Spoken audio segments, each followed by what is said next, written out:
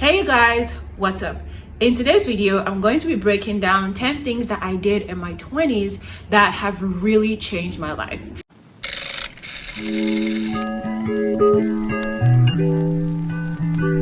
This video is for you if you are in your early 20s, middle 20s, or stepping into your late 20s.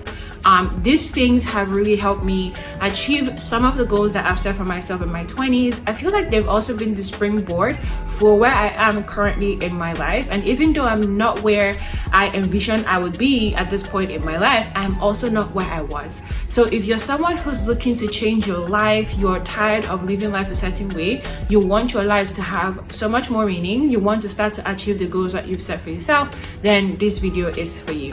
Before we get into the video, my name is Diamond, and on this channel I discuss personal development, finance, and entrepreneurship. So if any of these topics interest you, stick around. You will love the content that is shared on here. And if at the end of this video you love the video, go ahead and hit the like button so that other people can find the video, as well as subscribe. I honestly would be so grateful for your subscription. Let's get into the video.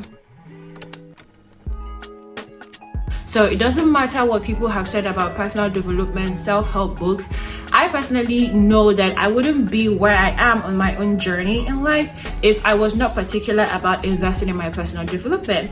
And one thing I have done with personal development that I feel has given me the most results is that I have made it intentional. When it comes to reading books, listening to podcasts, watching YouTube videos, buying courses, and the rest of them, I don't just do it for the sake of doing it. The things that I invest my time or my money into in terms of developing myself are things that either going to help me achieve goals that I've set for myself, help me work on weaknesses that I have, or help me improve on strengths that I already have. So it's not about whether people say this is the best book to read or whether Mark Zuckerberg is reading XYZ or doing XYZ. It's more about what I believe I want to achieve, who I want to become, the weaknesses I have, the strengths that I have. If you're somebody who you're looking to transform your life and you haven't started to invest in your own personal development, start. There's a quote that I love that says, we can never outgrow our level of personal development. So it's not possible for you to reflect outside of yourself things that you already don't have on the inside. It's not possible for you to create the kind of business or become the kind of person that you want to become when the person on the inside just doesn't have the habits, the mindsets, the characteristics that is demanded to create a successful business or to become that person that you've always wanted to become.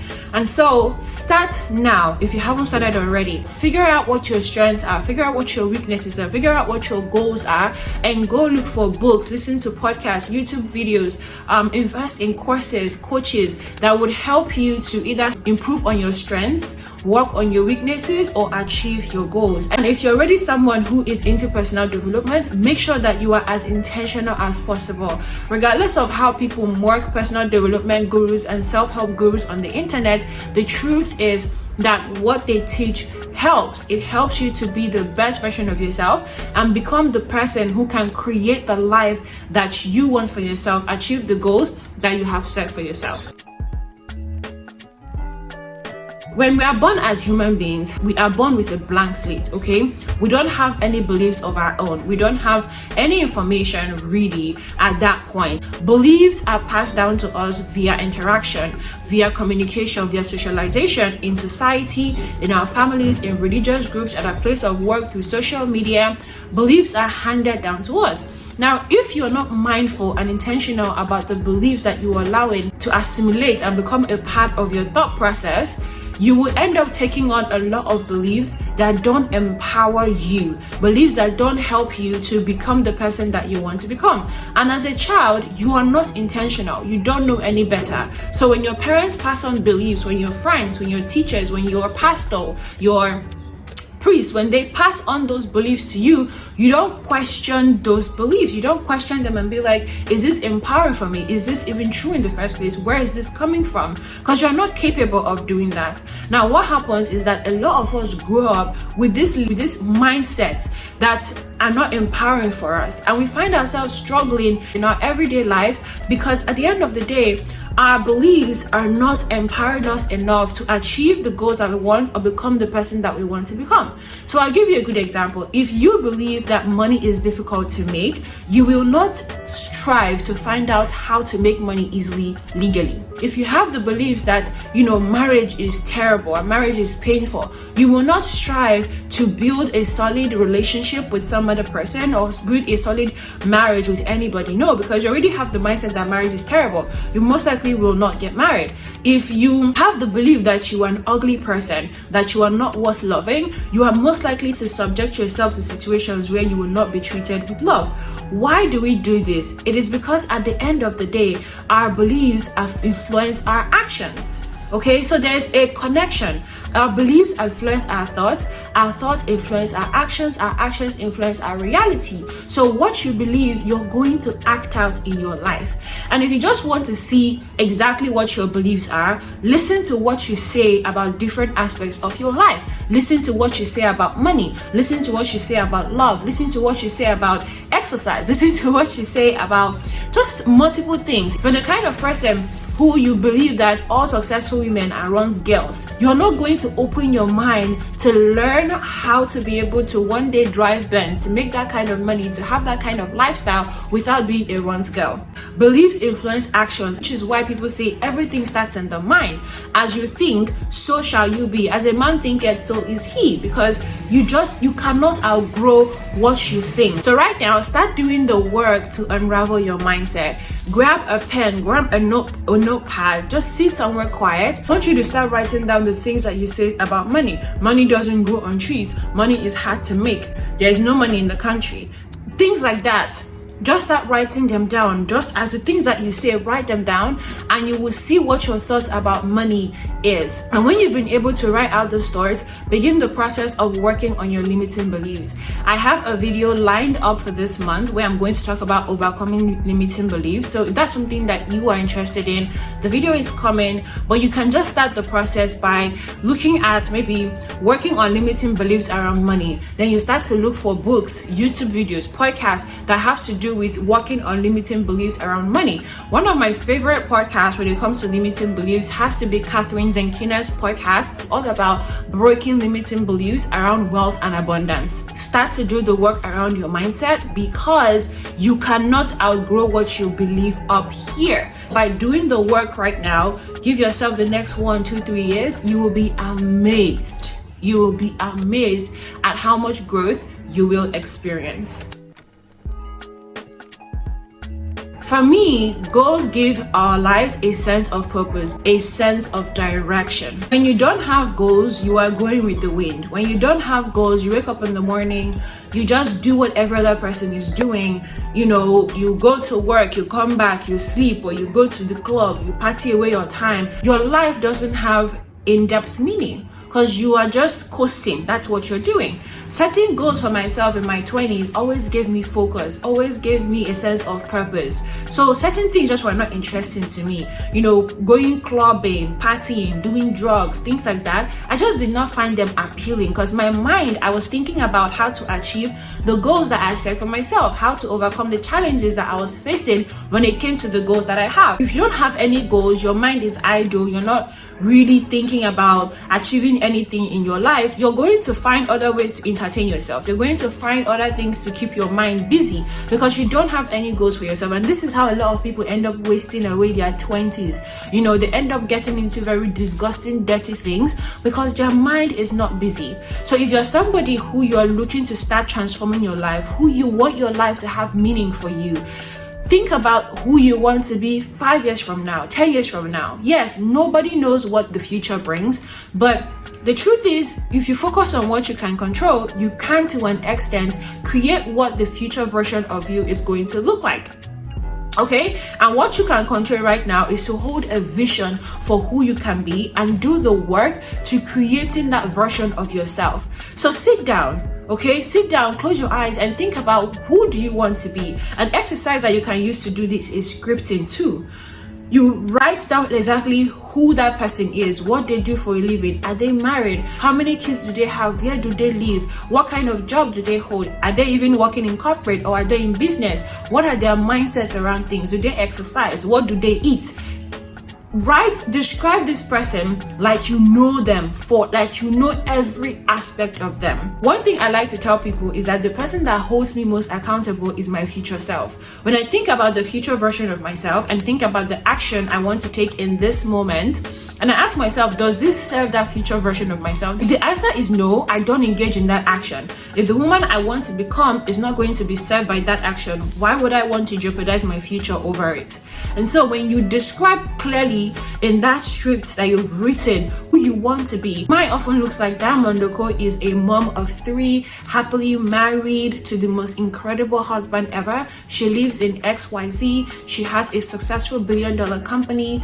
That is how I write it. So go into real detail, and then once you do that, you start to write what the actions you need to take are that would help you create that version of yourself. For example, if that version of yourself runs a successful $1 billion company like I've envisioned for myself, that means that she has to or he has to be running their business right now. They have to have started an online business, gone through the MVP phase, booked their first customers, be figuring out how to grow the business, entering entrepreneurial competitions, things like that, right? So those are actions that can help you get to the version of yourself that you want. If that version of you is already married, it means that you want to get clear on the kind of person you want to be married to, the kind of relationship you want to be in, what you're going to tolerate, what you're not, what are your deal breakers, what are you willing to compromise on.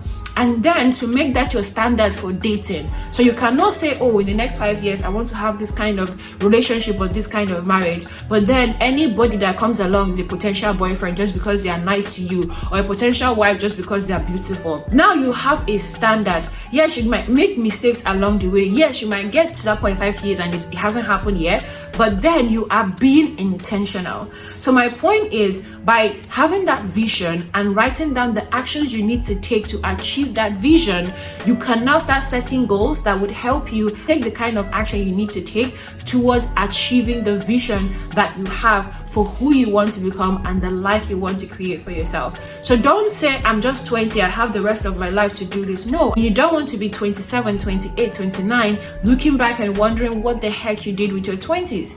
It's not a good feeling.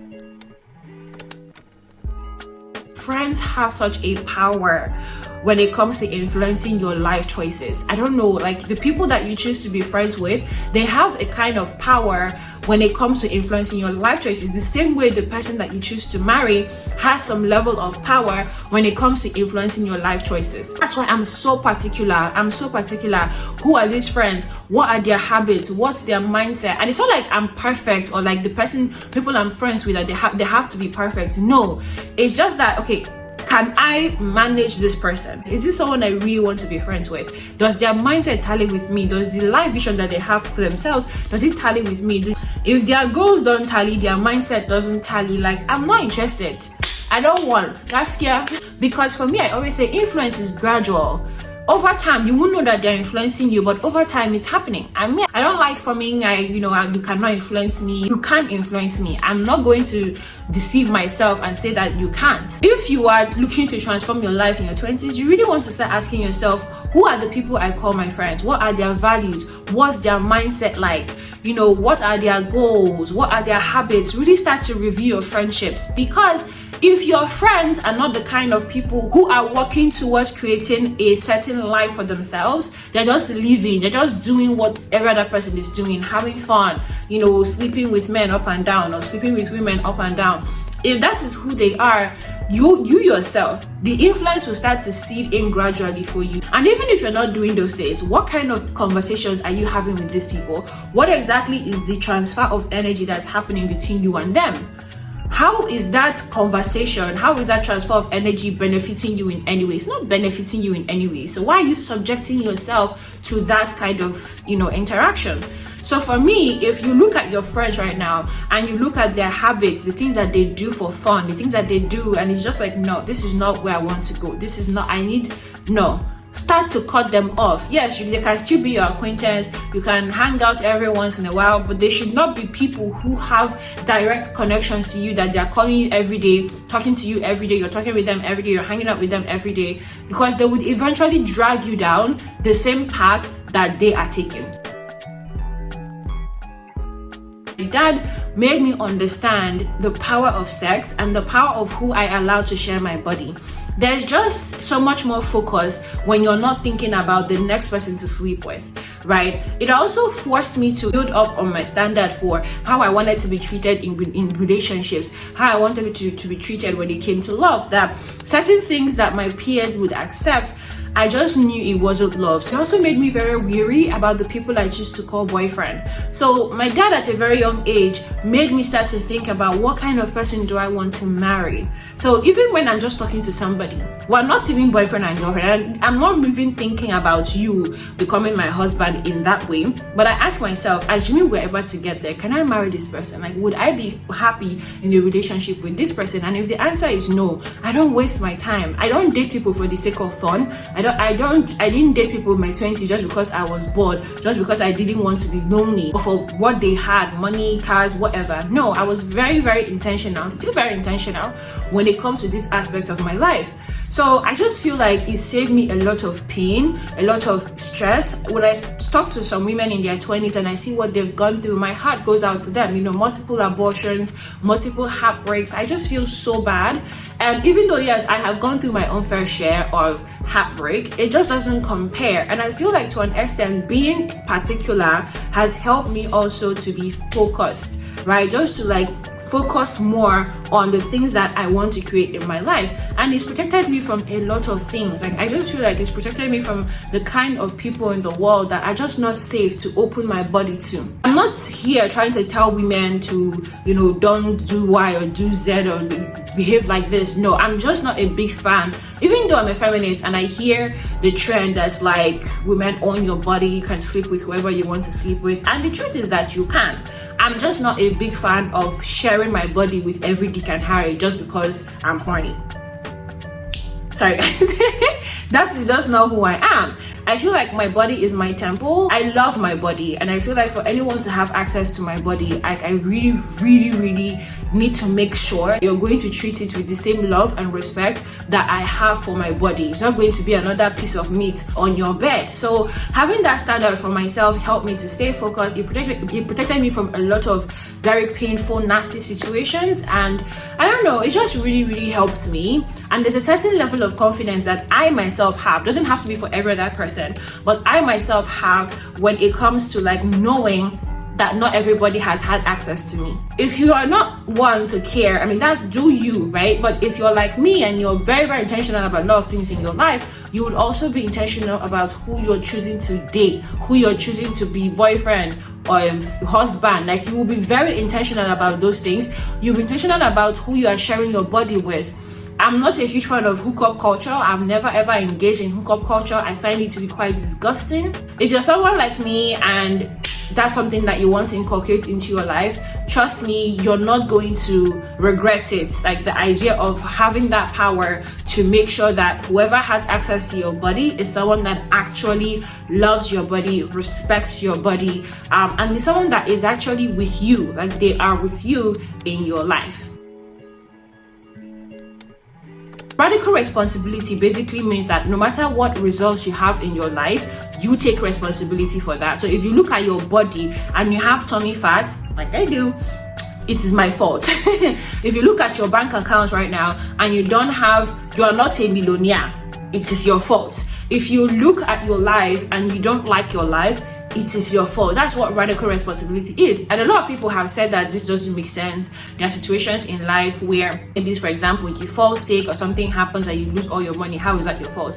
And I do very much agree. But I feel like the point that radical responsibility is trying to give is that you can fall flat on your face. That is okay. You can fail. That is okay. But if you stay there, if you stay broke, if you stay unhealthy, wherever you are, if you stay in that situation for long and you never get off your ass and do something about it, when you know that you can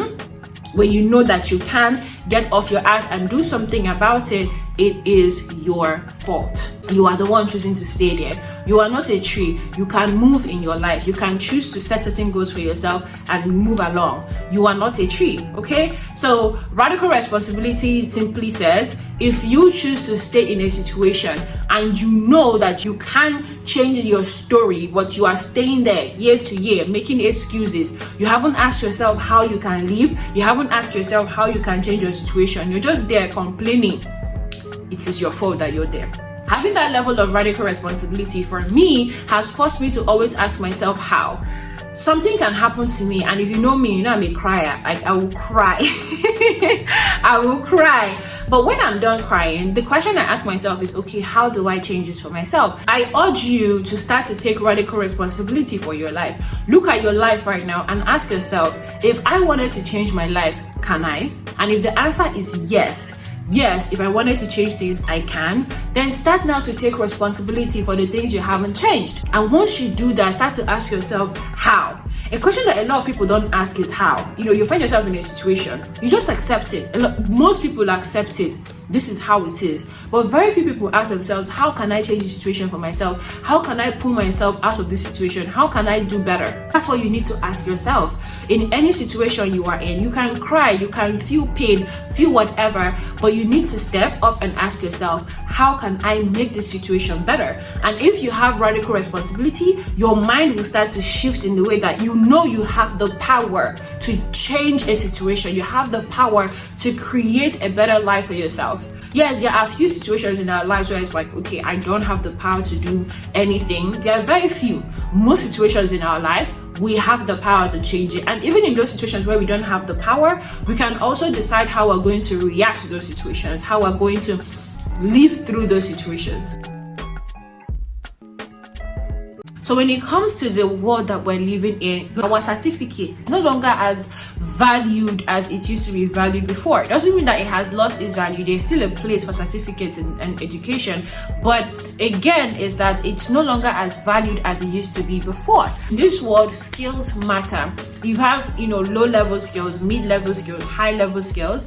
And what you want to do is to make sure that you're going through your 20s acquiring skills. Because if you are in a financially tough situation, what you can use to easily get yourself out of there is what problems you can solve for other people. And that is where your skills come into play. Our 20s is a time to empower yourself with high-value skills. The higher the value of the skills you attain, the higher your earning potential, the higher you can actually make money in the world. Don't go through your 20s not having any skills, because those skills are going to make your 30s so much easier. Don't be most people when it comes to money. A lot of people complain there's no money, money is hard, but at the end of the day, you are not choosing to learn about money to get better at money. You're not choosing to do that for yourself, okay? How are you going to change your financial situation if you are not willing to learn about how to change your financial situation? If you want to earn more money, you have to be willing to learn how to earn more money. If you want to get better at money, you want to become wealthy, you need to learn how to earn, how to manage, how to multiply your money. And that will not happen until you're investing your time, energy into it. Let me ask you, you want to be rich, but at least you want to be financially okay? Yes or no? I assume that you are saying yes. How many books on money have you read? Do you even know what your money weaknesses are? Do you know what your limiting beliefs around money is? Okay, how many podcasts about growing money, earning money, multiplying money have you listened to? What about YouTube channels? How can you get good at something if you're not investing your time and energy into learning about that thing? Use this time to start to read books, listen to podcasts, watch videos, become intentional about money. I myself, even though yes, I was earning money online and I've earned more than 2-3 million, 4 million on the internet using multiple businesses, but I did not step into a place where I became like a full-blown millionaire. Like I look at my bank account and yes, I'm a millionaire, until I decided to learn about money.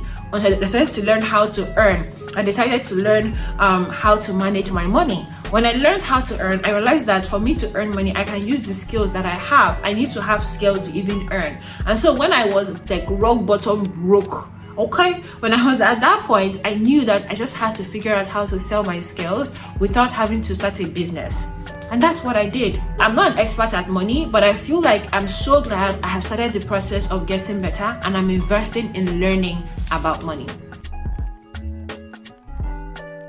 For a lot of us, we have things that we want to achieve, goals that we want to achieve, but then we allow fear hold us back, and we're not willing to do the work to achieve those goals. For me, I feel like in my 20s, I've been able to show up. Would I say I'm the most hardworking person on the planet? I cannot sit down here and tell you. Okay, that's not true.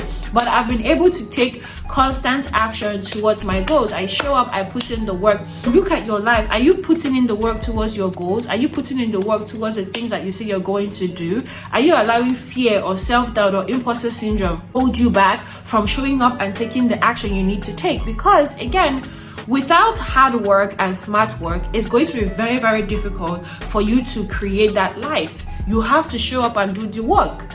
Remember, we are co-creators of our lives. Co-creators in that we have to take action, then God plays, his own part, her own part in the co-creation process of us bringing our dreams to reality. It is 50% you, 50% God. The job is shared. If you don't wake up and take the action, God is not going to simply hand you the things that you want in your life just because you asked for them. No, you have to work for them. You have to show the universe that you are serious, that you definitely want those things in your life for them to become part of your reality. There you have it, guys, a list of different things that I've done in my 20s that I feel like have really changed my life, and I'm so grateful that I did them, because when I look at my 20s, how it's been going, I'm actually glad the life that I have had in my 20s. If this video was helpful for you, or you really enjoyed this video, please give it a like so that other people can find it, and also hit the subscribe button because there are more videos like this coming your way. Your girl will bring in the value, okay? Okay, thank you so much for watching. I'll see you in the next video. Bye bye.